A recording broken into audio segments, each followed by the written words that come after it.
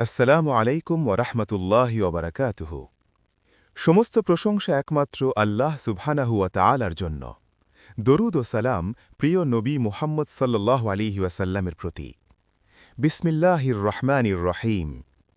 প্রিয় ভাই ও বোনেরা, আজ আমরা জানব প্রাচীন পারস্য অর্থাৎ আজকের ইরান সম্পর্কে নবী সাল্লাল্লাহু আলাইহি ওয়াসাল্লামের কিছু আশ্চর্য ভবিষ্যদ্বাণী, যা ইতিহাসে হুবহু সত্য প্রমাণিত হয়েছে। ১. পারস্য বিজয়ের ভবিষ্যদ্বাণী। একসময় মুসলমানরা ছিল দুর্বল, মক্কায় নির্যাতিত, মদিনায় অবরুদ্ধ। ঠিক সেই সময় নবী সাল্লাল্লাহু আলাইহি ওয়াসাল্লাম সাহাবীদের সুসংবাদ দিলেন, একদিন মুসলমানরা পারস্য ও রোম সাম্রাজ্য জয় করবে। ভাবুন তো, তখনকার পারস্য ছিল বিশ্বের অন্যতম শক্তিশালী সাম্রাজ্য। তাদের সেনাবাহিনী, সম্পদ, প্রাসাদ সবকিছু ছিল অপরাজেয় মনে হতো। কিন্তু কয়েক বছরের মধ্যেই খলিফা উমর ইবন আল খত্তাব রাদিয়াল্লাহু আনহুয়ের শাসন আমলে মুসলিম বাহিনী পারস্য জয় করে নেয়। এটি শুধু সামরিক বিজয় নয়, এটি ছিল নবীর ভবিষ্যদ্বাণীর বাস্তব প্রমাণ। ২. সুরাইয়া নক্ষত্রেও ঈমান থাকলেও পারস্যের একজন ব্যক্তি তা অর্জন করত।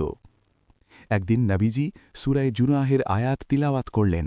এরপর তিনি বললেন, যদি ঈমান সুরাইয়া নক্ষত্রেও থাকত, পারস্যের একজন ব্যক্তি তা অর্জন করত। এই হাদিসটি বর্ণিত হয়েছে সাহিহ বুখারী এবং সাহিহ মুসলিমে। এখানে নবী পারস্যবাসীদের জ্ঞান, মেধা এবং ঈমানের দৃঢ়তার প্রশংসা করেছেন। ইতিহাস সাক্ষী, ইসলামী জ্ঞানচর্চায় পারস্যের আলেমেরা অসাধারণ অবদান রেখেছেন। ৩. কিসরার পতনের ভবিষ্যদ্বাণী। পারস্যের সম্রাট কিসরা যখন নবী সাল্লাল্লাহু আলাইহি ওয়াসাল্লামের পাঠানো দাওয়াতের চিঠি ছিঁড়ে ফেলেছিল, তখন নবী সাল্লাল্লাহু আলাইহি ওয়াসাল্লাম বলেছিলেন, আল্লাহ তার রাজ্য ছিন্ন ভিন্ন করে দেবেন। এর অল্প কিছু সময় পরই পারস্য সাম্রাজ্যের পতন শুরু হয়, রাজ্য ভেঙে যায়, শক্তি বিলীন হয়ে যায়। এটি প্রমাণ করে ক্ষমতা আল্লাহর হাতে। যে আল্লাহর রাসূলকে অপমান করে, তার অহংকার টিকে থাকে না।